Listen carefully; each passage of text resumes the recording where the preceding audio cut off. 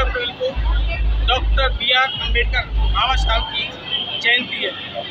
बाबा साहब ने उस समय हमारे देश और समाज की रक्षा की जिस समय हमारा देश में पूरा देश जातिवाद से, छुआछूत से, ऊंच नीच से पूरा देश में आग की तरह जल रहा था। उस समय बाबा साहब ने पूरे देश के लोगों को एक संविधान रूपी कानून व्यवस्था देकर के पूरे देश में अमन और चैन स्थापित किया। हम सबको धन्यवाद देते हैं। ऐसे मसीहा की हम कोट नमन गौतम जी मंच पर आने की कृपा करें। मनाते रहे। हम महिलाओं को उन्होंने सारे अधिकार दिए हैं। मेरी आवाज सुन रही हो, साहब की देन है। मंच पर आ जाएं। कोट नमन और अगली कड़ी में श्रद्धा। बड़ी चीज बाबा साहब ने इस समाज में सारे वर्गों का एक साथ और इक्वली जैसे कहते हैं बराबरी का हिस्सा दिया। फूलवती चाची जी, अमन और चैन स्थापित हुआ जिससे दलित और सभी वर्ग के लोगों को समानता। श्रद्धा फूलवती चाची जी आ गई। बिल्कुल आप सही कह रहे हैं। बाबा साहब के संविधान से सब समाज अगली कड़ी में श्रद्धा निशा गौतम, का सम्मान मिला है। श्रद्धा बाबा साहब हमारे लिए श्रद्धा उमा देशमुख, हिंदुस्तान के संविधान श्रद्धा साहब की वजह से जी रहे हैं। सरजेश कुमारी। आज हम कपड़ा पहनना सीखे तो बाबा साहब ने सिखाया, कलम चलाना सिखाया तो बाबा साहब ने सिखाया। आज जो भी संविधान है हमारे दलित समाज के और मुस्लिम समाज के, वो संविधान से हमें बाबा साहब से ही मिले। बाबा साहब ने ये श्रद्धा अनीता कुमारी बौद्ध। ये संविधान बना करके संबंध आपका इसके सापेक्ष में क्या विचार है? जो बाबा साहब ने संविधान दिया है उसके संदर्भ में आपका क्या विचार है? विचार क्या, उनका एक एहसान है हमारे ऊपर, हमारे लिए हमें कर्तव्य हमारे करने के लिए दे गए। आज उनकी यादगार हमारे साथ है। हमें इस काबिल कर दिया उन्होंने कि आज हम उनके नाम से जी सकते हैं। पहले लोगों को छुआछूत की भावना से देखा जाता था, ऊंच नीच की भावना से देखा जाता था और उन्हें दलितों को दूसरी दृष्टि से देखा जाता था। बाबा साहब ने उन सबको हर पद पर समानता कर दिया था। बाबा साहब ने तो कभी किसी को अछूत सी स्थिति की नजर से नहीं देखा। जो लोगों ने देखा है वो गलत लोग हैं जो देखते हैं, लेकिन हमारे मुस्लिम समाज में, दलित समाज में कोई अछूत नहीं है, कोई छूत नहीं है।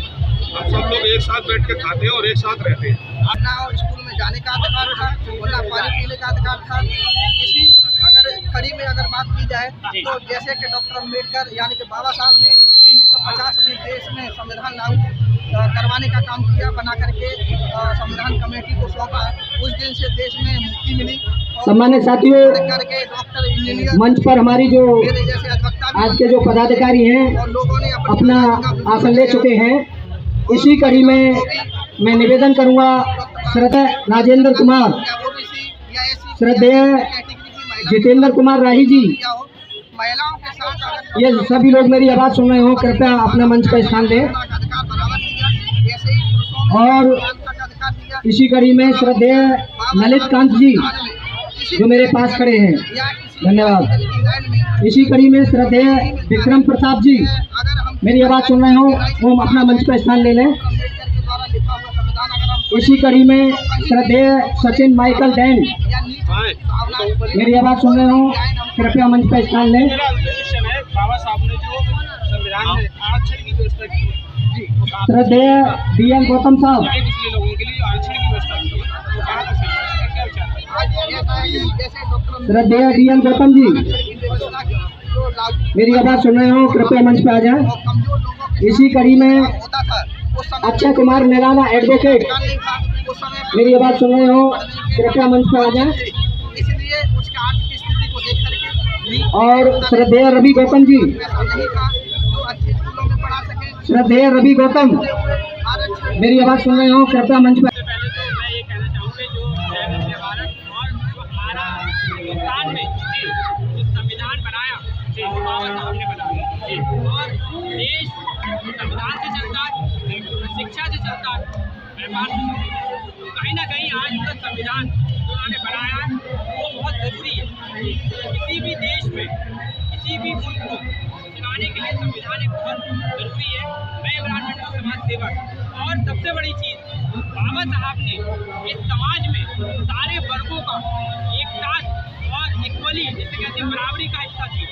इसमें उन्होंने अगर हम बात करें महिला शक्तिकरण को भी लेके चले और सारे वर्गों को पुराने लेके चले। और आज यहाँ पर एक जयंती मनाई जाती है यानी बर्थडे जिसे हम कहते हैं, तो आज इनका बर्थडे मनाई जाती है बड़े हर्षोल्लास से। और आप देख रहे हैं यहाँ का मंदिर, जैसे कि यहाँ पे पूरा से जी और भी काफी लोग आए हैं जो बाबा साहब की जयंती एक उनके बर्थडे पे उन्हें विश करते हैं। इस संघ के राजनेताओं के अंदर बाबा साहब जैसे आदर्श होने चाहिए नहीं होने चाहिए, क्या विचार है भाई? बाबा साहब के बीच में क्यों आदर्श नहीं होने चाहिए, आप मुझे बताइए क्यों नहीं होने चाहिए, कोई ऐसी वजह बताइए।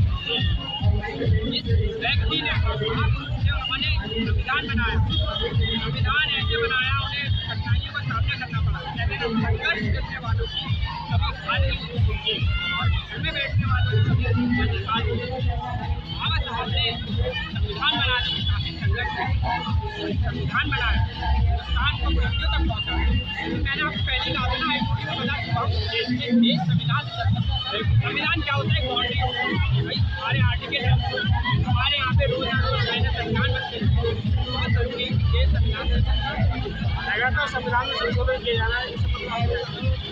लेकिन संविधान की संशोधन जो केंद्र सरकार कर रही है वो अपने आइडियोलॉजी और अपनी विचारधारा, क्योंकि कहीं ना कहीं मैंने आपको बताया देश संविधान में चलता है, पुराने कुछ संविधान बनाए, महिला शक्तिकरण पे आरक्षण लाभ, हमने उनको समर्थन करा, मैंने को आपको नेता तो है नहीं, लेकिन कुछ ऐसे संविधान थे तो कहीं ना कहीं हमारे समाज के लोग, तो सरकार को संविधान बनाने से पहले ये सोचना चाहिए कि ये संविधान हम बना रहे हैं ये हमारे समाज के लोगों के लिए फायदेमंद है। जैसे मैं आपको बताता हूँ ये आने से यानी सिटीजनशिप अमेंडमेंट एक्ट, वो सरकार ने संविधान बनाया, लेकिन सरकार को ये पता होना चाहिए कि वो संविधान violation of act article 14, article 25, article 24 का वायलेशन हुआ। आर्टिकल 14 क्या कहता है, राइट टू इक्वालिटी, और आर्टिकल 25 क्या कहता है, राइट टू लिबर्टी। तो कहाँ है वो लिबर्टी? खाली एक कम्युनिटी को, एक तबके को आप टारगेट करते हैं और एक संविधान बना देते हैं।